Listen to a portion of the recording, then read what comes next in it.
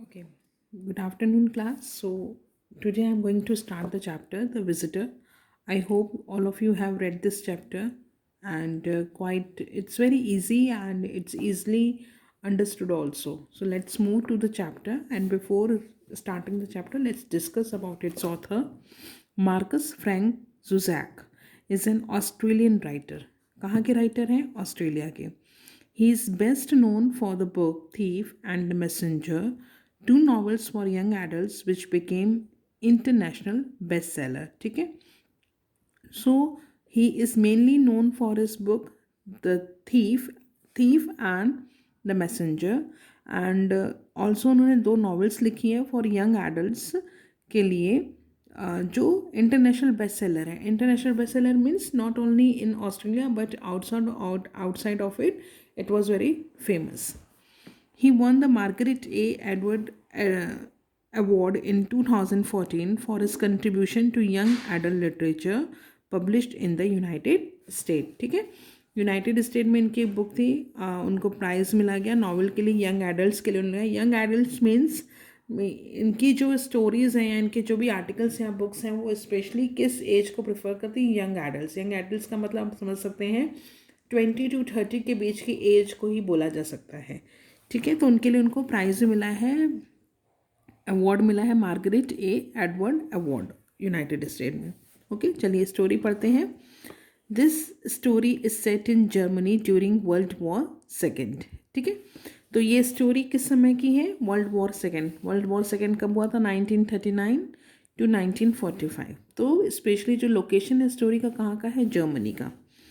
Adolf Hitler, the leader of Germany and the Nazi Party, believed that Germans were superior to everybody and born to rule over the world. आपको पता है Adolf Hitler के बारे में, आप पढ़ चुके हैं इस हिस्ट्री में. और वो किस पार्टी के थे? नाजी पार्टी थे. और वो अपने आप को क्या समझते थे? सुपीरियर. वो सोचते थे कि जो जर्मन्स हैं वो सबसे ज़्यादा सुपीरियर हैं and they were born to rule all over the world. मतलब वो इस दुनिया में आए इसीलिए हैं क्योंकि पूरे वो संसार पे क्या कर सके? अपना राज कर सके. Hitler had a special hatred for Jewish people. He considered them less than human and did not think they had a right to freedom of or life. ठीक है. लेकिन एडल्फ की एक पर्सनल ग्रजेस थे किसकी तरफ? जूइश पीपल की तरफ. एक जाति होती है जूइश, उस धर्म के लोगों को, उस जाति के लोगों को बिल्कुल पसंद नहीं करता था. And he consider them less than human being. मतलब वो नहीं चाहता था कि वो लोग इस धरती पर रहें. उनकी life it's not together important. He arrested all Jewish people in Germany and imprisoned him in concentration camps where they were often tortured and killed. तो वो उसने क्या तरीका निकाला? उसने सारे जूश पीपल को जितने भी होते थे उनको अरेस्ट करता था in concentration camp, you can say. मतलब बिल्कुल रिमोट एरिया में एक तरह का कैंप जहाँ पे उनको छोड़ दिया जाता था मरने के लिए. उनको बहुत टॉर्चर किया जाता था. ठीक है. तो आपने हिटलर का नाम ही आपने सुना होगा कि हम लोग कोई भी जो स्ट्रिक्ट होता है, बहुत ज़्यादा स्ट्रिक्ट होता है, उसको हिटलर का नाम दे देते हैं. तो हिटलर का इसी वजह, इन सब जो भी उसके तरीके थे, इन सब वजहों की वजह से उसका नाम मतलब ऐसा दिया गया है, उसको एक तरह का सरनेम दिया गया है कि दोज वर वेरी स्ट्रिक्ट और those were not very flexible, जो रिजिड होते हैं उनको हिटलर बोल देते हैं हम लोग. Liesel is a 12-year-old German girl. She and her parents Hans and Rosa Hubermann do not agree with Hitler's cruel policy. ठीक है. लीसन जो एक 12-year-old है और उसकी जो फैमिली है, उसके पेरेंट्स कौन है? Hence and Rosa ह्यूबरमन. देखिए कोई कोई एच साइलेंट बोलता है, उनको उबरमन भी बोलते हैं और कोई कोई ह्यूबरमन भी बोलते हैं. तो both are correct. Do not agree with Hitler's cruel policy. लेकिन ये फैमिली जो थी वो हिटलर के इस थिंकिंग से they were not at all agreed. They are hiding a Jewish man called Max Vanderberg in their basement and are determined to keep him safe. ठीक है. तो उन्होंने एक जूइश मैन था जिसका नाम क्या था? Max Vandenberg. उसको उन्होंने अपने बेसमेंट आप समझते हैं ना, ग्राउंड फ्लोर जो होता है, ग्राउंड फ्लोर के नीचे आपने देखा होगा कि बहुत सारे घरों में या शॉप में एक बेसमेंट होता है, नीचे जाके होता है, ग्राउंड फ्लोर के नीचे होता है, जो स्पेशली स्टोरेज वगैरह के पर्पज़ से लोग बनवाते हैं, पार्किंग के पर्पज़ से. तो उन्होंने उनको एक जूइश पर्सन को उन्होंने वहाँ पे सेफ रखा था और दे डिसाइडेड कि हम लोग उसको प्रोटेक्ट करेंगे. This is very dangerous because if they are discovered all of them will be arrested and put to death. और ये क्या था? इट्स वेरी डेंजरस है ना। हिटलर को अगर ये पता चलता तो वो क्या करता कि उनको भी उसी कंसंट्रेशन कैंप में छोड़ दिया जाता। In this excerpt Liesel is playing with her friends when she hears some terrifying news.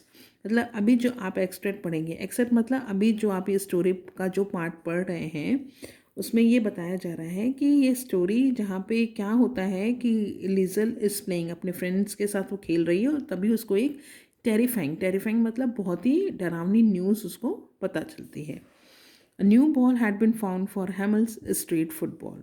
मतलब ये हैमल्स स्ट्रीट फुटबॉल में एक नया फुटबॉल आया, मतलब एक स्ट्रीट का नाम है जहाँ पे लोग फुटबॉल खेलते हैं और वहाँ पे एक नया बॉल आया।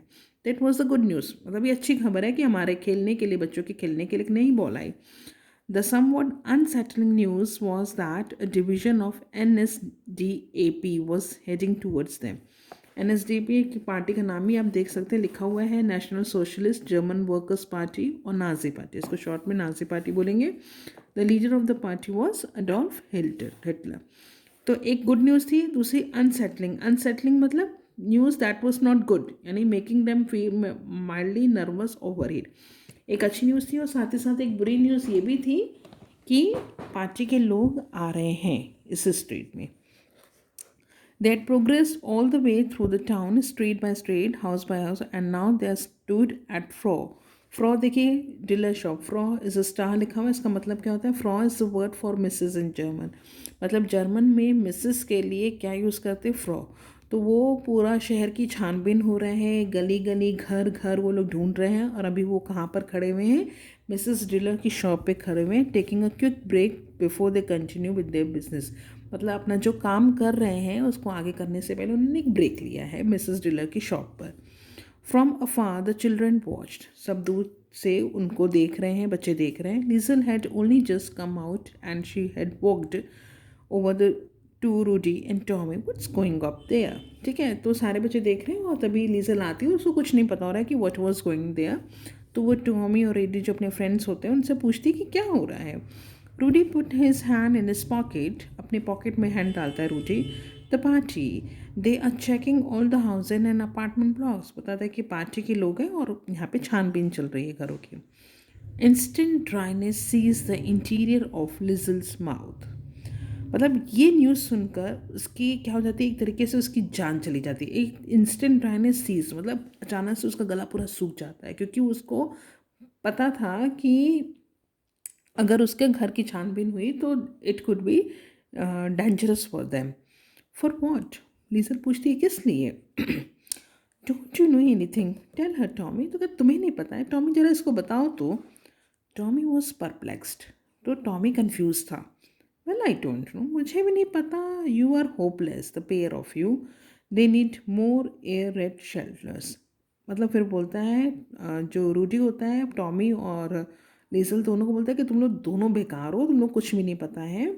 दे need more air raid shelters. Air raid shelters का मतलब देखिए बेसमेंट ही होता है, underground structure or a basement that are designed to protect people from air raids, dropping of bombs by aircrafts into targets on the ground। ठीक है, तो मतलब वो स्पेशली यहाँ पे बेसमेंट्स के मतलब है कि बेसमेंट की वो लोग छानबीन कर रहे हैं, स्पेशली जो बेसमेंट बने हुए हैं।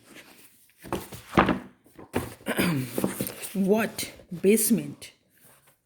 No attics, of course basement. हाँ, बेसमेंट की छानबीन हो रही है, एटिक्स का मतलब भी यहाँ पे बेसमेंट होता है। वो बोलती है नो एटिक्स, ऑफकोर्स वो बोलते हैं हाँ बेसमेंट ही है। They are checking the basement to see if they are good enough to be shelters. Liesel you really are stupid aren't you. तो बोलते हैं कि हाँ वो बस चेक कर रहे हैं कि कोई छुपा तो नहीं हुआ है कि, और Liesel you really are stupid aren't you, बोलता है कि तुम्हें कुछ नहीं पता है। The children got back to their game but Liesel was still standing. तो सब लोग अपने काम पे चले जाते हैं लेकिन लीजल वहाँ पे खड़ी रहती है।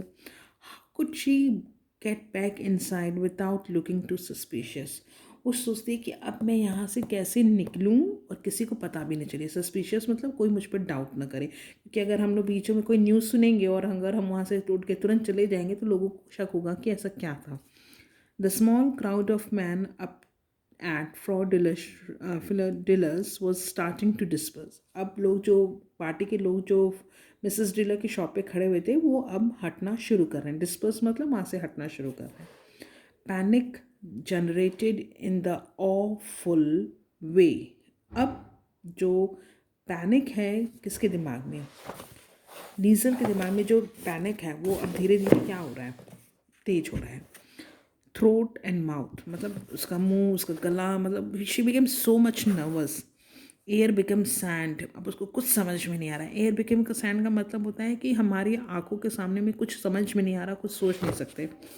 Think she thought, come on Liesel, think think. वो अपने मन में सोच रही है. कर्सर में लिखा हुआ है, देखिए कर्सर में लिखा हुआ है थिंक, थॉट, थिंक, कम लिजल, थिंक थिंक. तो ये आपका कर्सर में लिखा है, इसका मतलब लीजल अपने मन में सोच रही है. सोचो सोचो लीजल, कुछ सोचो, कोई तो तरीका निकालो. Rudy scored, far away voices congratulated him. और रूडी यहाँ पे स्कोर करता है, गोल कर लेता है, तो सब लोग उसको कॉन्ग्रेचुलेट कर रहे हैं दूर से. Think Liesel, she had it, that's it, she decided, but I have to make it real. वो सोचती है, तभी उसके माइंड में कुछ प्लान आता है और वो कहती है कि मुझे जो अपना प्लान है उसको कैसे दिखाना है. It should be like real, किसी को पता न चले. ठीक है. So that's all for the day. Just read this chapter, and if you have any doubt, we can discuss it through the WhatsApp group. Thank you.